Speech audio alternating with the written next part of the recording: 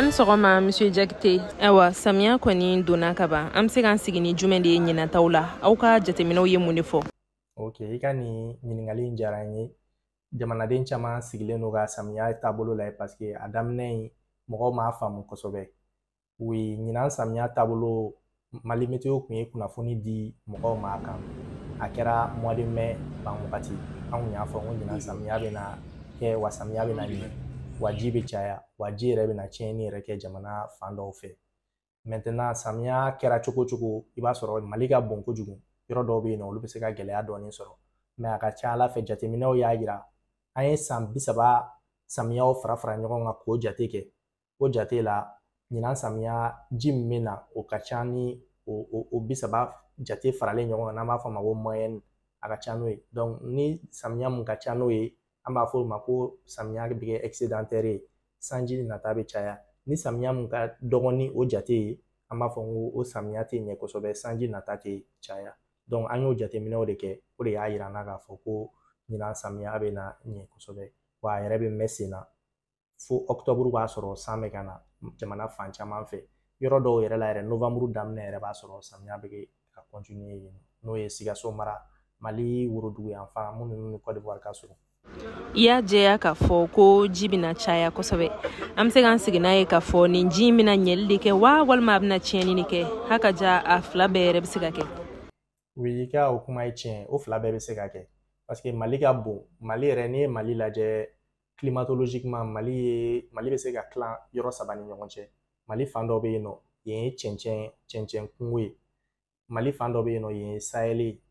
Mali fan dɔ bɛ yen nɔ o ye zone soudanienne ye. Donc yiri dɔɔni bɛ yen fan ninnu fɛ n'o ye Segu mara ka jigin ka taa fo Sikaso mara la.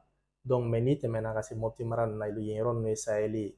Yen yiri man ca bɔ désert yan fan ninnu fɛ yiri yɛrɛ tɛ yen nɔ. Donc ni san nana san bɛ na cogo min a bɛ na ni fanga mun ye o yɔrɔ ninnu na souvent a tɛ kɛ kelen. Hali ni san fiɲɛ yɛrɛ bɛ ci, san fiɲɛ ci cogo tɛ kɛ kelen parce que an y'a jateminɛ ɲinan samiya la san fiɲɛ ye tiɲɛni kɛ samiya daminɛ yɔrɔ caman na. Donc a ye kɔlɔlɔ se yɔrɔ dɔw ma mais yɔrɔ dɔw yɛrɛ m'a santi. Donc Mali ka bon kojugu. Donc i ka kuma ye tiɲɛ ye. Ni san nana dɔw bɛna kɔlɔlɔ sɔrɔ a la forcément mais yɔrɔ dɔw bɛ yen nɔ a tɛ foyi tiɲɛ olu ye. Donc an kɔni ye mun ye samiya daminɛ gɛlɛyara mɔgɔ caman ma parce que mɔgɔ dɔw kun ye danni kɛ san fɔlɔ ninnu nalen san kun kɔtigɛra. Donc mɔgɔw kun siranna u ka danfɛn fɔlɔw tiɲɛna. Donc o kɛlen météo ye communiqué kɛ k'a f'u ye k'u ka u hakili sigi u bɛ se ka danni kɛ tuguni parce que samiya sanjiba tɔ bɛ kɔfɛ wa sanji in b'a permettre n'u ye danfɛn mun dan a ka mɔ fo ka tila k'u nafa parce que san bɛ continuer fo octobre ni Ala sɔnna. Donc o t'a bali gɛlɛya dɔw ka don a la jamana fan dɔw fɛ parce que hali ni san ma kɔtigɛ yɔrɔ dɔw la o t'a yira ko yɔrɔ dɔw la san tɛ kɔtigɛ yen nɔ. Donc mɔgɔw kan k'u sigi n'o fɛnɛ dɔw bɛ se ka gɛlɛya dɔɔni sɔrɔ a la. E ka yeta la an bɛ se ka waleya jumɛnw de matarafa walasa ka se k'an kisi ɲinɛ samiya ji kɔlɔlɔw ma ale ni jizonw yɛrɛ? An bɛ se ka mun fɔ mɔgɔw ye u k'u hakili to météo kunnafoniw na. Wagati o wagati météo bɛ kunnafoniw di. Météo bɛ kunnafoniw di don o don. An bɛ kunnafoniw di dɔgɔkun o dɔgɔkun. An bɛ kunnafoni dɔw fɛnɛ di tile 10 o tile 10. Mais o kunnafoni ninnu suguyaw tɛ kelen ye. Tile 10 o tile 10 an bɛ kunnafoni dɔ di groupe dɔ de b'o labɛn o tɔgɔ groupe pluridisciplinaire d'assistance agrométéorologique. Mali service bolodaba fɛn fɛn bɛ yen nɔ n'olu ka baara ye sɛnɛ bɛ don ba la cogo min olu bɛ ɲɔgɔn regrouper tile 10 o tile 10 u bɛ bulletin dɔ kɛ u bɛ sɛbɛnni dɔ kɛ ka mɔgɔw kunnafoni. Radio caman bɛ yen nɔ jamana kɔnɔ olu bɛ a kunnafoni ninnu fɔ bamanankan ni Mali kan caman na. Donc ne b'a ɲini u fɛ météo kunnafoni sugu o sugu samiya fɛ u k'a suit et puis ni san bɛ nalen u ka to yɔrɔ kelen u kana bɔ san kɔrɔ parce que san filɛ nin a bɛ se ka kɔlɔlɔ caman se mɔgɔw ma.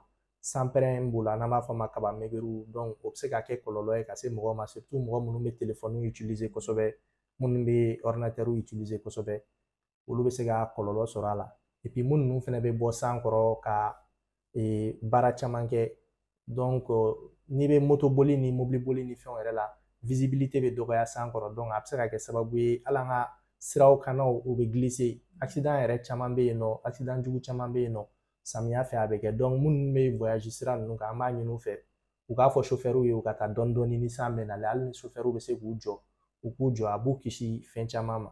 I ni ce i ka ɲiningaliw jaabi la monsieur Jakite. Merci. I yɛrɛ ni ce.